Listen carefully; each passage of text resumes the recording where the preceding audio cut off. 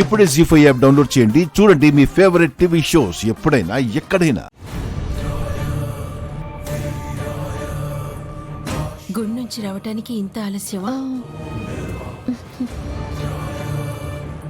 అమ్మా, ఎప్పుడూ చెప్పేదే, రఘురాం గురించి కొత్తగా చెప్పేదే ఉందమ్మా.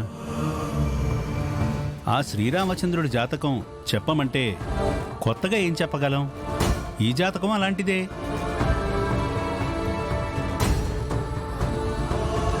జానకమ్మ గారు అదృష్టలక్ష్మి. ఆ శ్రీ మహాలక్ష్మిలాగే ఈ మహాలక్ష్మి ఎక్కడున్నా ఆ ఇల్లు సిరి సంపదలతో వర్ధిల్లుతుందమ్మా. ఇక శివరాం గారు అన్నా వదినల వెన్నంటే నడిచే లక్ష్మణుడు.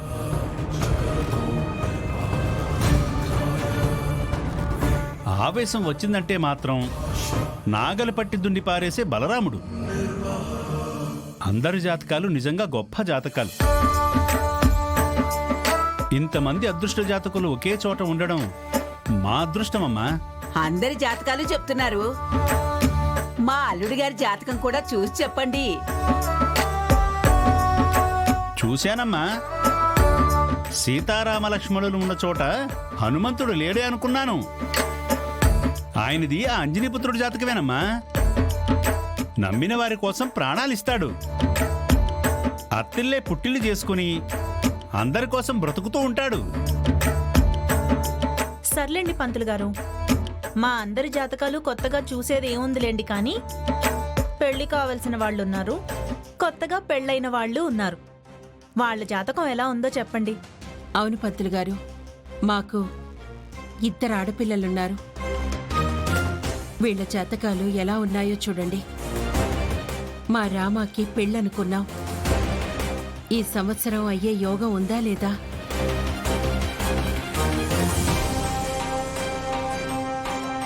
అమ్మాయి జాతకం ప్రకారం చిన్న చిన్న దోషాలు ఉన్నప్పటికీ ఈ సంవత్సరం కళ్యాణ యోగం కనిపిస్తుంది. పెళ్లి జరిగిపోతుందమ్మా.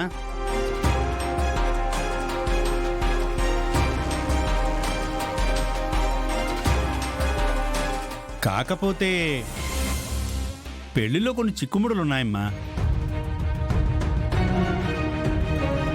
చిక్కుముళ్ళుండడం ఏంటి పంతులు గారు? జాతకంలో ఉన్నది చెబుతానమ్మా, కానీ పెళ్లి మాత్రం జరిగిపోతుందమ్మా. పంతులు గారు, అలాగే మా అజ్జ జాతకం ఎలా ఉందో చూసి చెప్పండి. అమ్మాయి జాతకం కూడా చాలా దివ్యంగా ఉందమ్మా. అందరి జాతకాల్లో ఉన్నట్టే చిన్న చిన్న ఇబ్బందులు ఉన్నా ఆ అమ్మాయి ఎవరిని ఇష్టపడుతుందో ఆ అబ్బాయితోనే వివాహం జరుగుతుందమ్మా.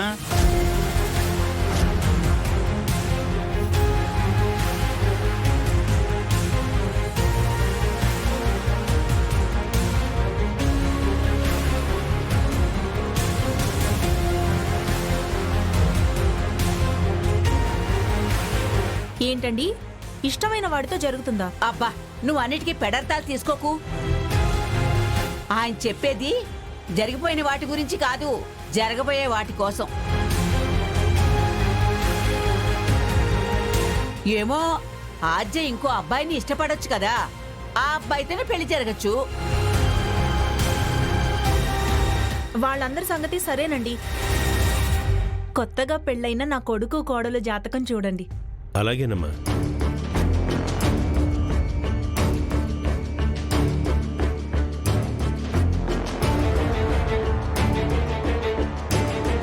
అబ్బాయి జాతకంలో తీవ్ర అశాంతి కనిపిస్తోంది.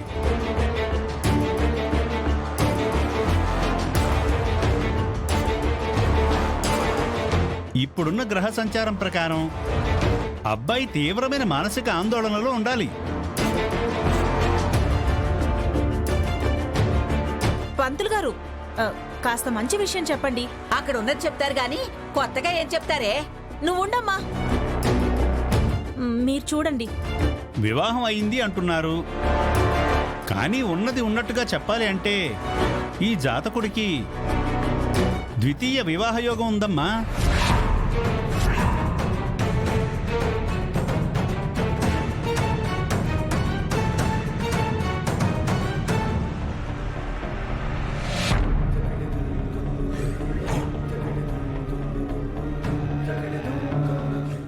అబ్బాయికి రెండో పెళ్ళేంటి పంతులు గారు?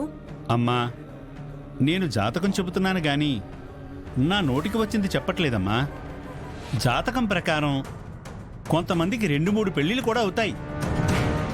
మీ అబ్బాయి జాతకంలో మాత్రం రెండో వివాహ యోగం ఉంది.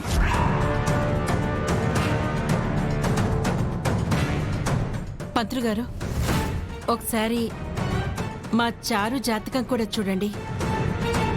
పద్మ, చారు జాతక చక్రం కూడా ఇచ్చావుగా? ఇచ్చాను. చూడండి పంతులు గారు.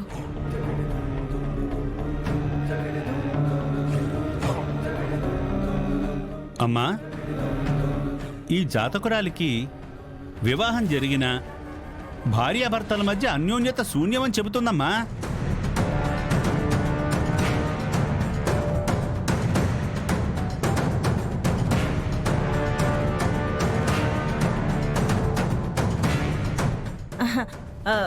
కలిసి కాపురం చేస్తే అన్యోన్యత అదే వస్తుందిలేండి.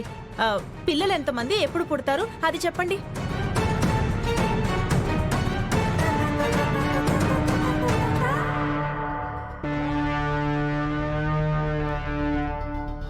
అమ్మా, అమ్మాయి జాతకంలో సంతాన యోగం లేదమ్మా.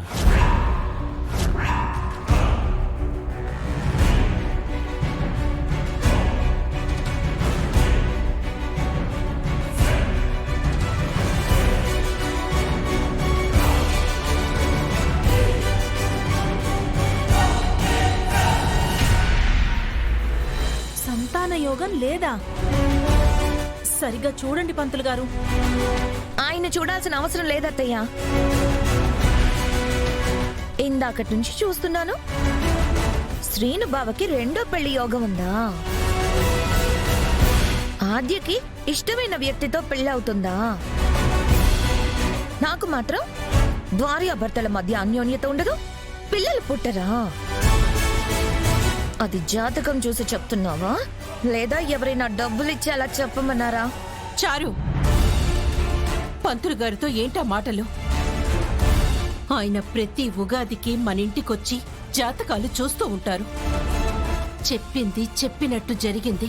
ఇంతకు ముందు ఏం చెప్పాడో నాకు తెలియదు. ఇప్పుడు మాత్రం ఇలా జరుగుతుందని మీ అందరికీ ప్రిపేర్ చేస్తున్నాడు.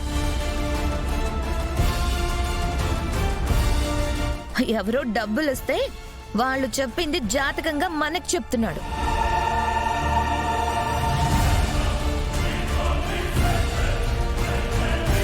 ఏంటి ఇంకా కూర్చున్నారు? చెప్పిన జాతకం చాలు, లేచి బయలుదేరండి. చారు, లేవయ్యా. చారు, చారు, లేచి బయలుదేరు. ఆపండి.